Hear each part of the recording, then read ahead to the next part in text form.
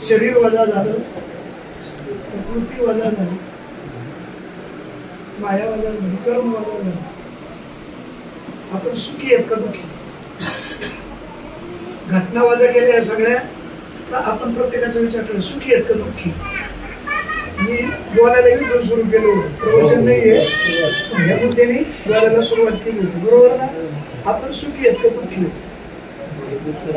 सुखी हो, काहीतरी घटना तुम्ही स्वीकारल्या तर तुम्ही तिथल्या तिथं दुःखी, आणि तुम्ही ती घटना स्वीकारली नाही ना, सुखी नाही काय सुखी नाही दुःखी नाही. कारण हे जे सुख आहे ते दुःखाच्या सापेक्ष सुख आहे. हे जर नसं लक्षात येत ना,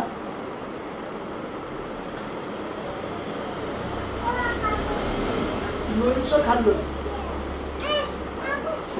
कसं लागतं? आंबट. त्याचा मन गुणगुणे आंबट. बर, ते आंबट लागतं का? तुम्हाला आंबट लागतंय कारण दुसरं काहीतरी गोड लागतंय म्हणून त्याला ते आंबट लागतं, बरोबर आहे ना? माफ करून युक्तिवाद येतो. प्रेताच्या तोंडात साखर घातली आणि प्रेताच्या तोंडात लोणचं घातलं,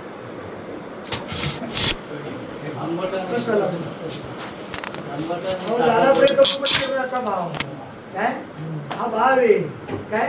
माझं हे नाही, माझं ते नाही, वेगळा तुका. मग आता म्हणू का काय? समक्षेत्र चरित्रेच सम समक्षेत्रेच मित्रेच तथा मानापमान शीतोष्ण सुख दुःखेषु समसंग विवर्जित. तिथं आता शीत नाही, उष्ण नाही, शत्रू नाही, मित्र नाही, सुख नाही, दुःख नाही, म्हणा ना, पाप नाही, पुण्य नाही, आणि एवढं कम करू नका आता, जन्म नाही, मरण नाही. महात्म्याची आता याच्या बाबतीत जर पाहिलं, तुम्ही काय जोडता नाही आता? तुम्हाला जर जोडायचे असले तुम्ही माया घेऊन बसा काय? तुम्हाला रडावंच लागेल, कारण तुम्हाला ती माया रडवते काय? माया रडवते.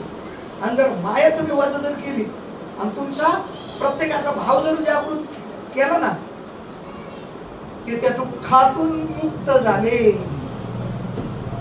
दुःखातून मुक्त झाले काय? दुःखातून मुक्त झाले. तुझं काय निघणार काय? मग ते घरात पडून बरे होते, आता घरात पडून बरे होते, ते आपला स्वार्थ झाला काय?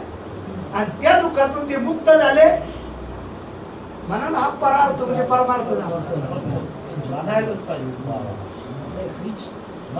बरोबर आहे की नाही? ते त्यांचे सुख दुःख ते तुमच्या आमच्यावर नाही, ते त्यांच्या जन्माला येताना ते घेऊन आलेले, ते कोणाच्या संबंधात मुलगा कारण नाही, पत्नी कारण नाही, भाऊ कारण नाही, जे त्याचे भोग आहे जे त्याचे असतात, संसार सांगू, परंतु हे भोग जे त्याचे असतात, परंतु हे कोणाकडे दुसऱ्याकडला लादणं, हे तर आपला संसार आहे. याच्यामुळे झालंय, त्याच्यामुळे झालंय, त्याच्यामुळे झालंय काय? हे तर आपला प्रपंच झाला आहे, संसार झाला. पण हे भोग प्रत्येकाचे ज्याचे त्याचे असतात, ज्याचे त्याचे असतात, आणि ते सगळे प्रकृतीचे भोग आहे, ते आत्म्याचे नाही. बोलणं थांबवतो, हे सगळे प्रकृतीचे भोग आहे, आत्म्याचे नाही.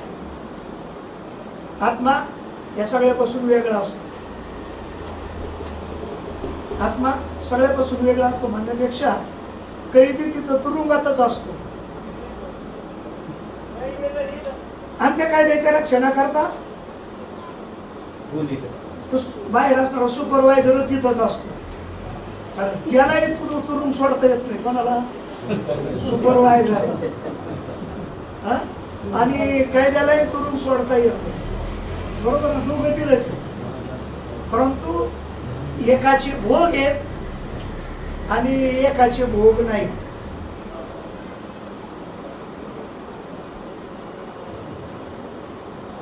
एक कुलपाच्या आतून एक कुलपाच्या बाहेर. हा, किती आहे? एक बंधनात एक कुटुंब म्हणजे संसार. कुटुंब म्हणजे संसार. आले सगळे संत काय असते महाराज, हे सगळे हे संसाराच्या संबंधातले बाहेरले सुपरवायझर. काय जर तुरुंगवाल्या केला तर त्यांना कोण म्हणून पोलीस कोण म्हणून